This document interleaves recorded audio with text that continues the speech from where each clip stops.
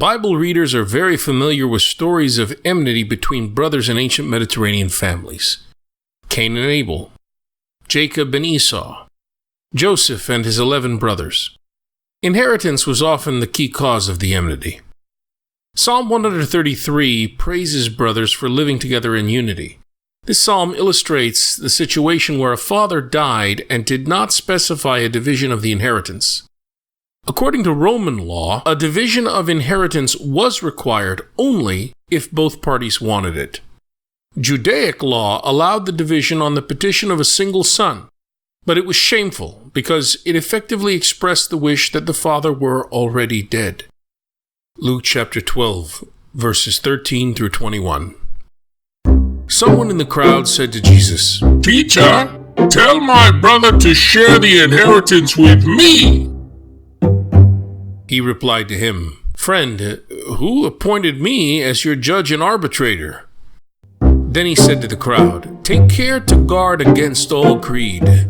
For though one may be rich, one's life does not consist of possessions." Then he told them a parable. There was a rich man whose land produced a bountiful harvest. He asked himself, "What shall I do? For I do not have space to store my harvest."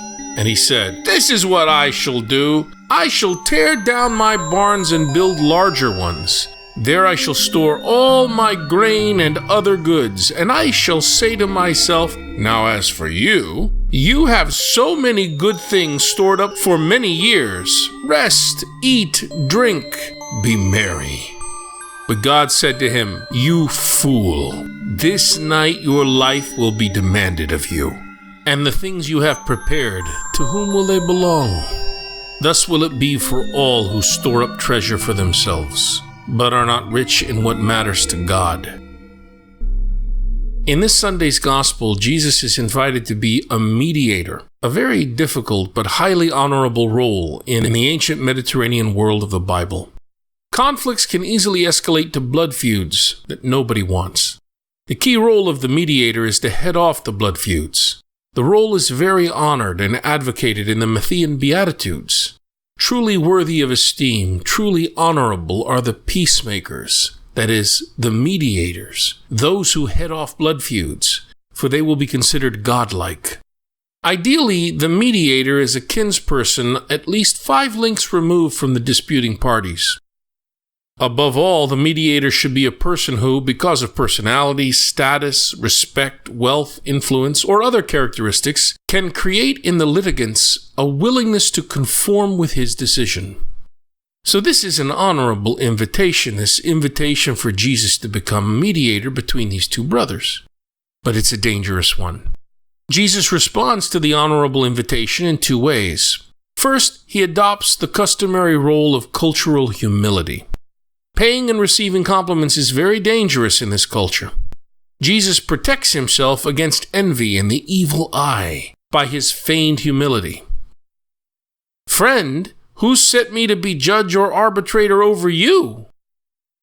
Second, Jesus gives the real reason for his refusal. He suspected he was being drawn into a conflict driven by greed.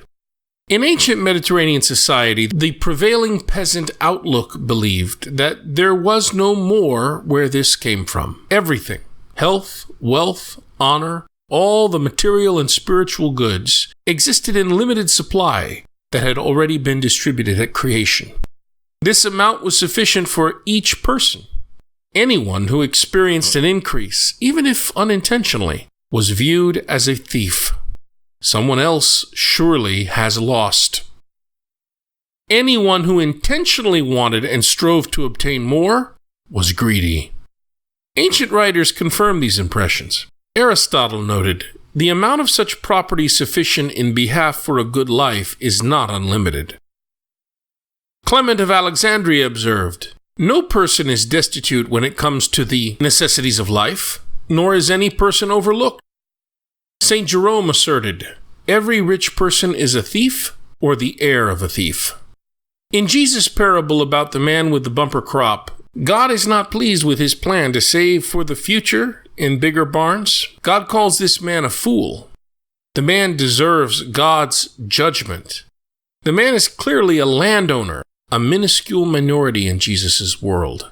He appears to live on his land and share in the work of the land. When he realizes the magnitude of his crops, he plans to tear down his barns and build bigger ones. But his future planning is condemned by God and even by the words of the fool himself.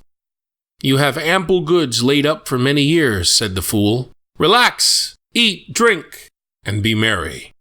He stores for future lean years, but not simply for his own pleasure. When the village smallholders have to come to him and borrow grain, he will charge an exorbitant price in hopes of confiscating even more land for himself. What should the fool have done? The same anyone else in that position should have done. Distribute the surplus to others immediately.